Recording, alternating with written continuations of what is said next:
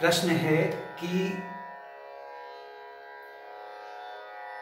बालक में अपने माँ बाप के आनुवंशिक गुण आते हैं या पैतृक, जिसे पैतृक गुण कहते हैं, डीएनए कह सकते हैं या हेरिडिटरी कैरेक्टर कह सकते हैं, क्या ये माँ बाप से आते हैं?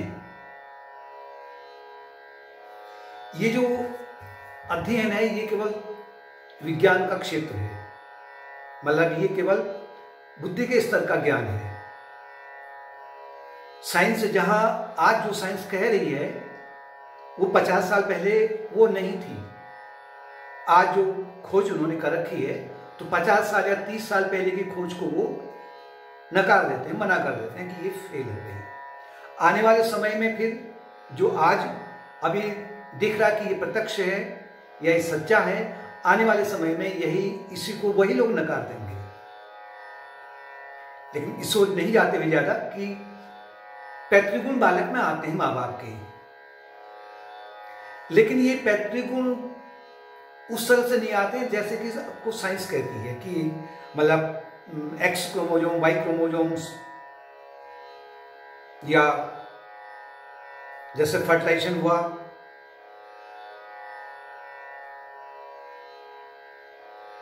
एक सेल का 2 सेल बने, 2 के 4 बने, फिर मल्टीप्लाई हुआ, बाद में उसके अलग अलग विभिन्न अंग बन गए, टिश्यूज बन गए।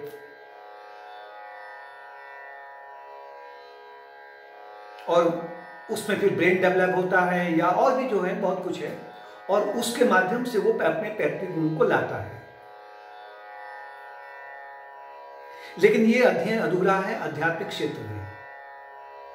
छात्रों की पढ़ाई के तक तो ये ठीक है, थोड़ा सीमित है, ठीक है, लेकिन वहीं पर अटकना ये अध्यात्म के क्षेत्र में बिल्कुल एक केजी लेवल की स्टडी है। आनुवंशिक गुण क्या है, पहले इसको जानने का प्रयत्न करेंगे आप, या कि पहले जाने कि मनुष्य है कौन, मनुष्य क्या है। मनुष्य कोई ये हाड़ मांस का शरीर नहीं है कि मां के गर्भ से उसका जन्म हुआ, वहीं उसका सेल बने अनेक, उसके अंग बने, उसका जन्म हो गया, उसमें ग्रोथ हो गई, इतने तक ही सीमित नहीं है कि उसका जन्म हुआ फिर उसकी मृत्यु हो गई, सब समाप्त हो गया। और डीएनए उसके लिए ही रेस्पॉन्सिबल है जो उसके आनुवंशिक गुण हैं। अध्यात्म क्षेत्र ही कहता है, क्योंकि साइंस का जो क्षेत्र है वो बुद्धि के स्तर पर है, शरीर के स्तर पर अध्ययन होता है और एक बुद्धि के स्तर पर थोड़ा सा अध्ययन हो जाता है, इससे आगे नहीं बढ़ते हैं। लेकिन अध्यात्म ये कहता है कि तुम केवल यही शरीर नहीं हो, जीवात्मा अपने साथ में 3 शरीर को लाया है या पंचकोश को लाया हुआ है,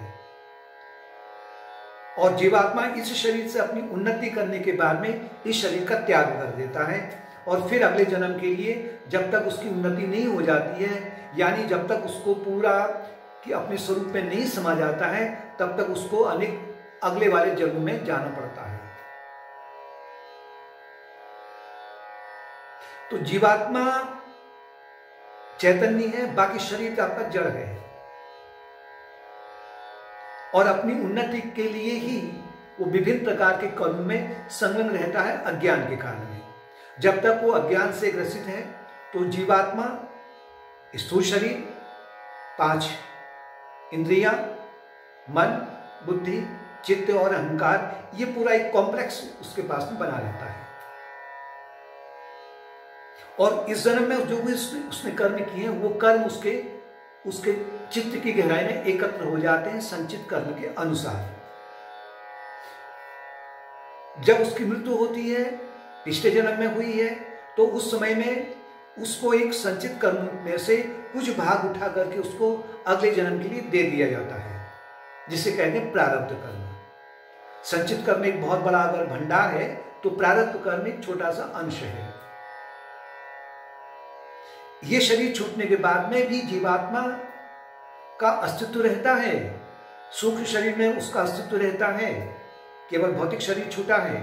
अब उस सूक्ष्म शरीर में उसके लिए जो संचित कर्म है उसमें से जो प्रारब्ध कर्म उसको दिए गए हैं, उन्हीं प्रारब्ध कर्मों के अनुसार में अब दैनिक योजना में इस विशाल ब्रह्मांड में, उन्हीं कर्मों के अनुसार में, जो उसके प्रारब्ध कर्म है, उन्हीं कर्मों के अनुसार में उसी की उन्नति के लिए, उसकी आध्यात्मिक उन्नति के लिए उसको कैसे परिवार में भेजना है या किस माँ बाप के घर में उसको भेजना है। अगर वो पिछले जन्म का अंतिम समय का गणितज्ञ है या संगीत सीख रहा है या कुछ और सीख रहा है या अध्यात्म के क्षेत्र में आगे बढ़ा है, अगर वहां से उसी के अनुसार में उसको प्रारब्ध कर्म की प्राप्ति होती है और वही प्रारब्ध कर्म के माध्यम से अब इस दैवी योजना में, जिसे हम कहते हैं परमात्मा, जो उसके भीतर ही है, जो उसके भीतर ही है, बाहर नहीं है। दैवी योजना में एक महान बुद्धिमत्तापूर्ण एकाग्रता से, करुणा से भर करके, प्रेम से भर करके उसकी कहाँ उन्नति होनी है, उस परिवार में उसको ठीक भेज दिया जाता है उसी के कर्मों के अनुसार, जहाँ के उसके कर्म उसके माँ बाप के अनुकूल होंगे। और जो दोनों के जो कर्म जब अनुकूल हो जाते हैं तो उसके अनुसार में उसे एक जाति की प्राप्ति होती है कि किस परिवार में मनुष्य जाना है, कीट है या कोई और योनि है, अंग्रेज है, हिंदुस्तानी है, काला है, गोरा है, स्वभाव क्या है उसका, उसके माँ बाप के अनुसार में उसके स्वभाव को बिल्कुल ट्यूनिंग कर दी जाती है। मतलब ट्यूनिंग ऑलरेडी होती है, लेकिन दैवी विधान में उसको वहां पर रख दिया जाता है, उस माँ के गर्भ में उसको प्रवेश कर दिया जाता है। मतलब जीवात्मा उस माँ के गर्भ में प्रवेश होने के बाद में ही उसमें डेवलपमेंट होता है फिजिकल, उससे पहले नहीं होता है। जड़ में कोई भी विकास नहीं हो सकता है जब तक उसमें चैतन्य नहीं होगा।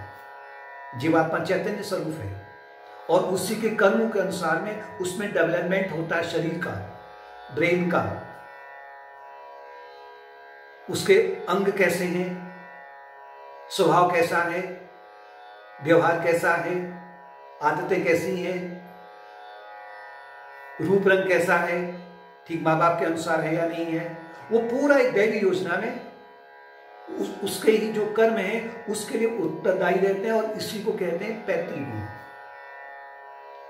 अब यहां पर हम सामान्य भाषा में कहेंगे कि उसमें माँ बाप के गुण आए हैं, वो आनुवंशिक या उसमें जो पैतृक गुण है उस बालक में उसके उनके आए हुए हैं माँ बाप के। सामान्य भाषा में यही कहेंगे। लेकिन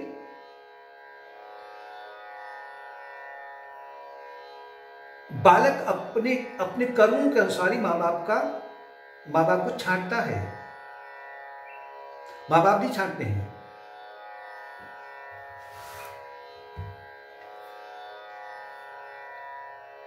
जाति हो गई, साथ में आयु हो गई। आयु का तात्पर्य कि उसका जीवन कितना है, लाइफ स्पैन कितना है उसका, और उसके बीच में उससे किस प्रकार के सुख और दुख का अनुभव होना है। जन्म और मृत्यु तो उसका तय है, लेकिन बीच में जो उसके सुख दुख के अनुभव हैं उनमें वो अभी जो अब कर्म करेगा उन कर्मों के अनुसार में सुख की वृद्धि हो सकती है, दुख की वृद्धि हो सकती है। वो अब कर्म कैसे कर रहा है, लेकिन इनके सबके पीछे जो मूल कारण है वो है जीवात्मा। अनंत जन्मों से उसने अनेक माँ बाप बदल दिए हैं। अनंत जन्मों में जीवात्मा ने, अनंत जन्मों में वो किसी का माँ बाप हो चुका है, अनंत जन्मों में उसके कोई बहुत सारे माँ बाप हो चुके हैं। उन अनंत जन्मों में उसी के कर्मों के अनुसार में उसे उसी परिवार में डाल दिया गया है कि जहां उसके जो आनुवंशिक गुण है वो उसके अनुसार हो या उसके पैतृक गुण उसमें आए हुए। अभी भी अगर उसकी यात्रा पूरी नहीं हुई, अगर वो आध्यात्मिक मार्ग को ठीक से नहीं पकड़ रहा है, तो आने वाले समय में भी अब वो जो अगले माँ बाप को छांटेगा, अगले माँ बाप को छांटने के लिए भी उसके ही प्रारब्ध कर्म उत्तरदायी रहेंगे। इसे हम डीएनए कह सकते हैं या हेरिडिटरी कैरेक्टर्स कह सकते हैं, पैतृक गुण कह सकते हैं। लेकिन साइंस थोड़ा सा आगे बढ़ती है, कहती है कि इसके लिए डीएनए रिस्पॉन्सिबल है, डीऑक्सीराइबो न्यूक्लिक एसिड। लेकिन डीएनए को जो डीएनए तो जड़ है ना, सूक्ष्म है लेकिन जड़ है, लेकिन डीएनए को जो एक्टिवेट कौन कर रहा है, उसके पीछे जो चैतन्य है वो कौन है? वो जीवात्मा के कारण है। जाति, आयु और भोग, तो भोग में उसको थोड़ा आगे पीछे उसका हो सकता है, और मृत्यु कब होनी है वो भी तय है। अतः आध्यात्मिक क्षेत्र में निचोड़ ये निकलेगा कि बालक में जो भी पैतृक गुण आते हैं वो उसके अपने ही पिछले जन्म के जो कर्म हैं उसके अनुसार में उसे जो प्रारब्ध कर्म दिए हैं वही प्रारब्ध कर्म उसके लिए पैतृक गुण का आधार बनते हैं दैवी योजना में। इसलिए बनते हैं क्योंकि वहां से वो फिर आगे अपनी और आध्यात्मिक उन्नति को उसे कर सके। जब तक नहीं करेगा तब तक उससे अनेक प्रकार के माँ बाप बदलने पड़ेंगे और हर जन्म में उसे अनेक प्रकार के जो आनुवंशिकी गुण हैं या जो पैतृक गुण हैं वहां उसको लाने पड़ेंगे। कि माना अगर वो यहाँ पर अगर उन्नति नहीं कर रहा है, मतलब यहाँ मनुष्य योनि में अगर उसने ठीक से उन्नति नहीं की, उसने एक पाश्विक मतलब पशुवत व्यवहार किया, तो आने वाले जन्म में उसको उसी के जो कर्म हैं किसी पशु की योनि में डाल करके उसी के अनुसार में उसके पैतृक गुणों को उसमें डाल देगा। कुत्ते की योनि आ गई तो पैतृक गुण हो गए, शेर की योनि आ गई तो पैतृक गुण हो गए, मनुष्य की योनि आ गई तो पैतृक गुण हो गए। साथ में जो उसका रूप रंग है कि नाक माँ से मिलती है या आंखें पिता से मिलती हैं, हाइट ऐसे मिलती है, रूप ऐसा मिलता है, व्यवहार इसके पिताजी जैसा है, या भोजन करता है तो अपनी माँ जैसा करता है, ऐसे स्टाइल में करता है, ये सब जो है उसके कर्म के